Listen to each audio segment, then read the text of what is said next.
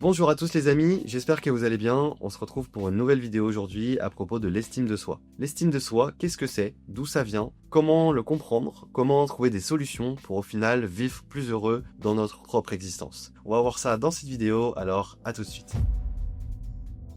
Souvent, l'estime de soi, ça vient d'un manque d'amour. Que ça soit nos parents, que ce soit notre environnement, des fois on n'a pas reçu assez d'amour dans notre enfance. Par exemple, nos propres parents ont pu avoir des blessures, ont peut-être jamais dit je t'aime, et on leur a peut-être jamais dit je t'aime aussi. Ce qui fait qu'ils sont pas capables forcément de nous donner cet amour que eux-mêmes n'ont pas reçu. Souvent ça peut créer un sentiment de vide en nous, de peine, et ça peut nous faire aller dans des cercles vicieux. Que ça soit de la solitude, de la dépendance affective, de l'auto-sabotage ou encore des relations toxiques, on a beaucoup de moyens d'essayer de nous faire souffrir nous-mêmes. On va donc voir un petit peu dans cette vidéo comment avoir un peu plus d'estime de soi, essayer d'être un peu plus gentil envers nous-mêmes, parce que des fois, on est quand même nos propres bourreaux.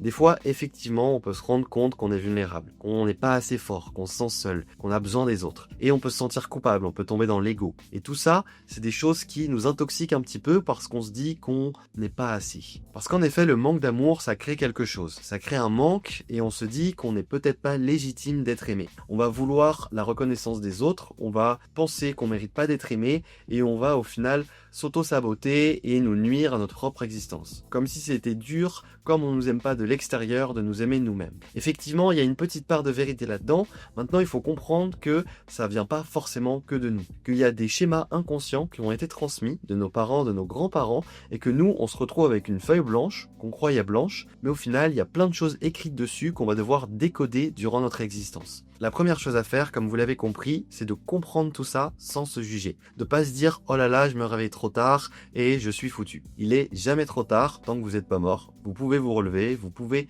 déconstruire tout ça et vous pouvez vivre une belle vie à hauteur de vos espérances. Souvent, j'ai pu remarquer que beaucoup de personnes se plaignent de pas avoir la vie qu'elles veulent, se plaignent de pas être au bon endroit, que le système ou que la famille ou que l'environnement est responsable. C'est un petit peu un état de victime face aux responsabilités qu'on ne prend pas nous-mêmes dans notre existence. Et c'est pas en restant en victime face à cette situation, à se plaindre sans agir, que vous allez trouver des solutions. En effet, au lieu de ruminer et de se plaindre, il faut essayer de trouver des actions concrètes à mettre en place. Si vous n'aimez pas quelque chose, changez-le. Rien n'est une fin en soi et vous avez les clés en vous pour changer tout ça. Et c'est difficile des fois d'y croire parce qu'on se dit que c'est un tel ou c'est un tel ou c'est un tel. On se trouve beaucoup d'excuses, mais au final, c'est très important de comprendre que c'est vous le responsable des choix ou non que vous faites dans votre vie. Souvent aussi, ça peut faire peur. On ne sait pas par où commencer. Je vous conseille de prendre un tableau, une feuille de papier et essayer d'écrire ce que vous voudriez faire, les choses que vous voudriez réaliser, que vous voudriez changer. Ça commence par écrire aussi pour essayer de cartographier un petit peu le travail qu'il y a à faire. Parce qu'avec notre esprit, on part dans tous les sens, mais des fois, malheureusement, c'est un peu trop. Comme le disait Lao Tse, la journée de 1000 pas commence avec le premier pas. Vous verrez pas forcément les résultats du premier coup, mais c'est en actionnant un petit peu ce travail et ces actions concrètes au quotidien que vous allez arriver à construire la vie que vous voulez et avoir une meilleure estime de vous parce que vous faites les actions qui vous rendent fiers de vous, tout simplement.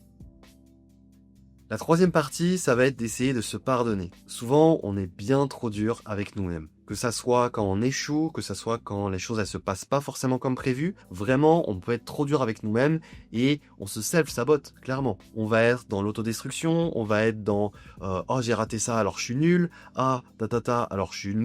Ça, on l'a bien entendu, comme vous pouvez le constater. Mais la réalité, quoi qu'il arrive, que vous soyez dur ou pas avec vous-même, vous êtes toujours la même personne là, ici. Et tant que vous êtes là, vous pouvez recommencer. Des fois, on n'est pas responsable forcément de ce qui se passe à l'extérieur, mais on se pénalise à l'intérieur. Et au final, ça, c'est être un ennemi plutôt que notre premier allié.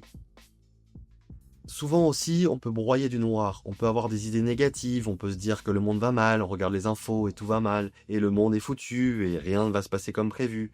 Mais il faut essayer aussi de trouver la lumière en nous, de réactiver cette part en nous de croyance, d'espoir et de foi en un monde meilleur, en une meilleure version de nous-mêmes, et tout commence par y croire. Et si on regarde le miracle que c'est que d'avoir été pondu sur cette terre, sur le million de spermatozoïdes, c'est déjà un miracle. Et en plus, sur une terre parmi plein d'autres, rendez-vous compte un peu du miracle de cette existence. Et ça, c'est quelque chose qu'on peut pas nous enlever. Alors honorez un petit peu votre conscience humaine et pardonnez-vous, trouvez la lumière en vous. Souvent, l'estime de soi, ça passe par mettre en place des actions au quotidien qui font qu'on est fier de nous. Et si vous faites pas ces actions et que vous répétez des circuits de pensée et des circuits d'action qui vous rendent pas fiers, ça soit regarder Netflix, ça soit regarder trop la télé, pas faire de sport, pas être curieux, ne pas être la meilleure version de vous-même tout simplement, c'est comme ça qu'on n'a pas d'estime de nous, parce qu'on se dit qu'on n'honore pas qui on est. Alors si vous avez des rêves et si vous pensez que vous n'êtes pas à la bonne place, que vous savez pas pourquoi, eh ben commencez à chercher ces réponses-là. Et plus vous allez être fier des actions que vous accomplissez au quotidien, plus votre estime de soi devrait normalement s'aligner avec tout ça. Pour essayer de sortir un peu de ce cercle vicieux, il faut essayer de faire des choses que vous n'avez pas l'habitude de faire, de sortir de votre zone de confort. C'est bien la théorie comme je suis en train de le dire, mais prenez en compte une chose, c'est que les actions concrètes que vous allez mettre en place plus tard ou maintenant qui vont vraiment porter leurs fruits. Du coup, une fois que tu as cherché la lumière en toi et que tu as un petit peu trouvé ce qui te motive et que tu arrives à mettre des actions concrètes qui te permettent d'être un peu plus fier de toi, le but après, ça va être de le partager aux autres. Pour essayer de rendre ce monde meilleur par ce que tu fais de tes actions et vraiment essayer de partager. Et quand tu aimes ce que tu fais, ça se voit tout de suite, les gens ils le sentent et toi tu es content, tu arrives à le partager et tu te sens aligné. Au final, si vous n'avez pas reçu assez d'amour, essayez de vous donner cet amour que vous n'avez pas reçu. Si vos parents ne vous disent pas je t'aime, dites-leur je t'aime. S'ils n'arrivent pas à exprimer certaines choses, exprimez ça pour eux. Vous les aidez eux aussi à progresser et ça vous guérit en même temps pour avoir une meilleure estime de vous-même. Vous n'êtes pas responsable de tout ce qui arrive à l'extérieur, mais vous êtes responsable de comment vous réagissez et comment vous agissez dans votre propre existence, avec les choix que vous faites. Il ne faut pas se sentir coupable, il faut se sentir responsable et heureux de pouvoir décider dans cette existence-là. Parce qu'il y a des gens qui n'ont pas cette chance et il faut être quand même reconnaissant de pouvoir choisir et de pouvoir douter de tout ça. Parce que c'est quand même un privilège. Du coup, vous l'avez compris, l'estime de soi, c'est pas un objectif, c'est un chemin. C'est un travail que vous devez mettre en place au cours de votre vie pour trouver les actions, pour trouver le travail, pour trouver les choses du quotidien qui vous animent et qui vous font vibrer. C'est que comme ça que vous allez pouvoir un petit peu vous sentir plus heureux dans votre vie et avoir une meilleure estime de vous-même. Voilà, j'espère que ça t'a plu cette petite vidéo sur l'estime de toi. Je te laisse me dire en commentaire ce que t'en as pensé, ça me ferait très plaisir. Comment toi aussi t'arrives à avoir un peu plus estime de toi. Et si tu as des idées de sujets, mets-les-moi en commentaire, je serais très content de les lire. Et merci beaucoup, un petit like, un petit follow, ça fera toujours plaisir. Et on se dit à très vite pour une nouvelle vidéo. Allez, ciao!